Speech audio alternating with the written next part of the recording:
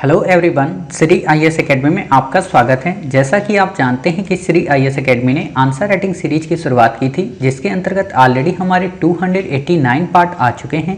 ये हमारा पार्ट 290 है। अपने इस पार्ट में हम देखेंगे कि आपके द्वारा हमारे टेलीग्राम चैनल पर किस प्रकार का प्रश्न लिखकर भेजा गया, उसे आपने किस तरीके से लिखा और उसमें किन किन बिंदुओं को ऐड करने की आवश्यकता है।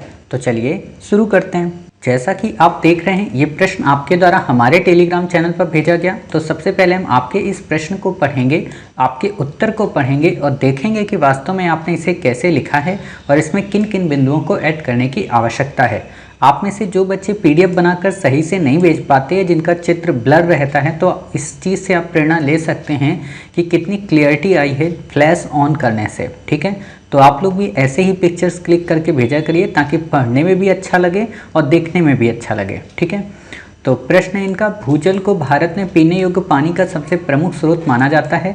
भारत में भूजल की चिंताजनक स्थिति पर प्रकाश डालते हुए बताएं कि इस समस्या से निपटने में अटल भूजल योजना किस प्रकार कारगर सिद्ध हो सकती है, चर्चा करें।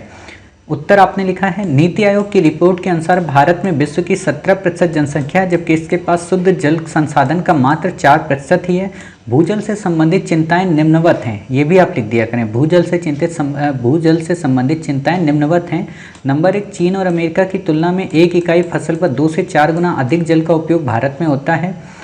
उपलब्ध जल की अधिक मात्रा का उद्योगों में प्रयोग, सिंचाई के साधनों की कमी, जन जागरूकता की कमी, प्रदूषण के स्तर में लगातार वृद्धि, वर्षा जल प्रबंधन में कमी, जीन मॉडिफाई फसलों का उपयोग। प्रबंधन अटल भूजल योजना प्रबंधन के उद्देश्य से लाया गया है। इसके द्वारा बड़े पैमाने पर भूजल दक्षता में सुधार आएगा, फसल पैटर्न में सुधार होगा और राज्यों में सतत भूजल प्रबंधन के लिए संस्थागत मजबूती व क्षमता निर्माण होगा। जल जीवन मिशन के साथ सहयोग होगा, पंचायतों के नेतृत्व में योजना का संचालन होगा। इसके द्वारा राज्यों के सहयोग प्राप्त कर जल का समुचित प्रबंधन किया जाएगा। अतः जल शक्ति ही जनशक्ति है। ऐसे में इसका महत्व वर्तमान बदलते परिवेश के जल स्तर में कमी के कारण बढ़ गया है। जल का महत्व प्राचीन काल से ही रहा है। इसके द्वारा हम अपने वैश्विक लक्ष्यों जैसे कि एसडीजी को प्राप्त कर सकते हैं। साथ ही भविष्य में होने वाले विध्वंस यानी कि तीसरे विश्व युद्ध से भी सुरक्षा पा सकते हैं। काफ़ी अच्छा और काफ़ी कम शब्दों में आपने उत्तर लिखा है, ऐसा ही आप सबको उत्तर लिखना है।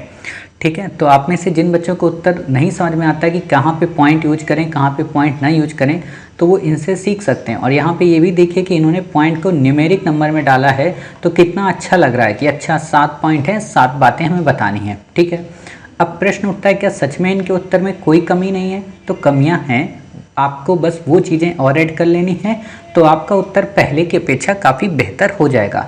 जैसे कि जब आप यहाँ पे बता रही हैं नीति आयोग की रिपोर्ट, तो आप यहाँ पे नीति आयोग की रिपोर्ट का जिक्र कर दें। क्या नाम है उसका, बताइए। कंपोजिट वाटर मैनेजमेंट इंडेक्स, यानी कि समग्र प्रबंधन रिपोर्ट है जल से। ठीक है, समग्र जल प्रबंधन रिपोर्ट ऑलरेडी हमने आपको अपने फ्रेम में दे दिया था लास्ट में कि आप इस रिपोर्ट का उल्लेख कर सकती हैं, तो आप उस रिपोर्ट का उल्लेख कर दीजिए, तो इससे आपका उत्तर काफ़ी बेहतर हो जाएगा।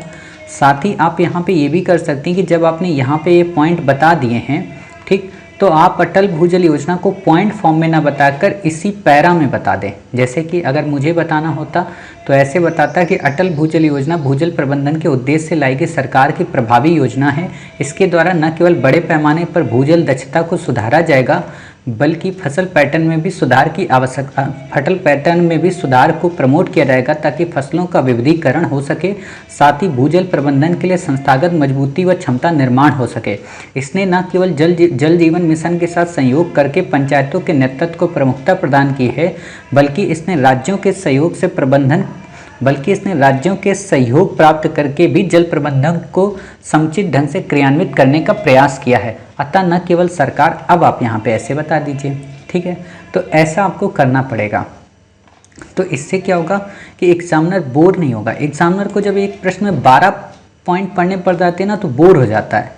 तो आप कोशिश यही किया करिए कि उसको ज़्यादा से ज़्यादा हमें दिक्कत ना देना पड़े। और जब भी आप यहाँ से पैरा से नीचे उतरे ना, जैसे मान लो आपने बताया नीति आयोग, फिर आप जब नीचे पैरा से उतरें तो आप यहाँ पे एक लिंक छोड़ कर जाएं। जैसे आपने लिखा है, मुझे अगर लिखना होता, हाल ही में नीति आयोग के द्वारा जारी की गई वाटर कंपोजिट मैनेजमेंट इंडेक्स के द्वारा भारत में विश्व की 17% जनसंख्या की बात की गई है। साथ ही इसमें जल प्रबंधन को लेकर चुनौतियों की बात की गई है, जिसमें इसने शुद्ध जल संसाधन का 4% से ज़्यादा की बात की है। ठीक, अब यहाँ पे आप बताओ कि चुनौतियाँ कैसे हैं। जैसे यहाँ पे थोड़ा सा आप गड़बड़ कर रही हो कुछ, कि आपने नीति आयोग की जो रिपोर्ट बताई है ये शायद दूसरी बता दी है आपने। आपको यहाँ पे कंपोजिट वाटर मैनेजमेंट का जो इंडेक्स है उसके बारे में बताना है, भारत में जल की समस्या को लेकर, कि पेयजल को लेकर कंपोजिट वाटर मैनेजमेंट ने क्या डाटा अपना दिया था। ठीक है, आप उसको यहाँ पे उल्लेख करिए। और यहाँ पे थोड़ा सा शब्दों को भी आप सुधारिए। आप इसको ऐसे कर सकती हैं, क्योंकि ये बन नहीं रहा है, ऐसे आप इसको करिए कि हाल ही में नीति आयोग के द्वारा जारी किया गया समग्र जल प्रबंधन रिपोर्ट में बताया गया है कि भारत में विश्व की लगभग 17% से ज़्यादा जनसंख्या निवास करती है, जिसके लिए केवल मात्र 4% से भी ज़्यादा शुद्ध जल की प्राप्ति है। अतः जल की इतनी बड़ी कमी को देखते हुए कई सारी समस्याएं, जल की इतनी बड़ी कमी को देखते हुए सरकार ने अटल भूजल योजना की शुरुआत की है, जो कि निम्न संबंधित चिंताओं को दूर करने में सहायक हो सकती है।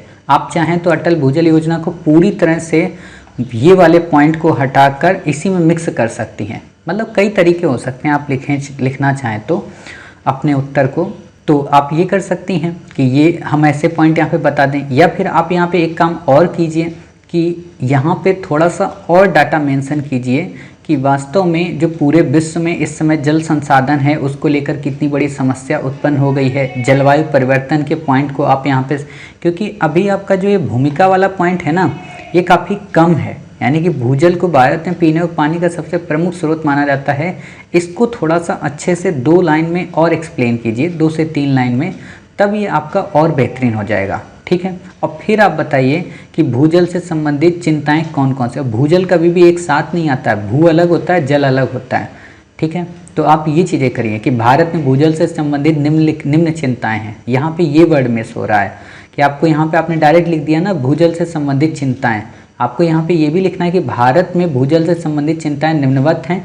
नंबर 1, 2, 3, 4। अब यहाँ पे ये जो पहला पॉइंट है ना, चीन और अमेरिका की तुलना में एक इकाई फसल पर 2 से 4 गुना अधिक जल उपयोग, ऐसा भी आपको नहीं बताना है, क्योंकि ये इस पॉइंट को आपको निष्कर्ष के लिए रखना है, वहाँ पे समाधान के तौर पर, क्योंकि ये पॉइंट काफ़ी बड़ा लग रहा है। आपको ये बेसिक पॉइंट पहले बता देने 3 से 4 पॉइंट कि आखिरकार भूजल से संबंधित चिंताएं कौन सी। एक तो जल का प्रदूषित होना सबसे बड़ी चिंता है, वर्षा जल का संचयन सही से ना हो पाना ये सबसे बड़ी चिंता है, जन जागरूकता की सबसे बड़ी कमी है, कृषि में फसलों की जो एक धान्य फसल है वो कहीं ना कहीं चिंता आ रही, क्योंकि लोग एक धान्य जब फसल उपजाते हैं यानी कि एक ही प्रकार की, तो उससे भी भूजल का दोहन सबसे ज़्यादा होता है। ठीक है, तो आप ऐसे इस उत्तर को बताइए तो ये उत्तर ज़्यादा हो जाएगा, क्योंकि इस उत्तर में टुकड़े टुकड़ेपन ऐसा नहीं तो हो जाएगा अगर मैं इसको ऐड करूँगा। ठीक है, तो आप इन चीज़ों को ऐसे करके अपने उत्तर को और बेहतरीन बना सकती हैं। उम्मीद है आपको उत्तर समझ में आ गया होगा। मिलते हैं आप ही के द्वारा भेजे गए एक नए प्रश्न के उत्तर के साथ। तब तक अपना ख्याल रखिए और स्वस्थ रहिए।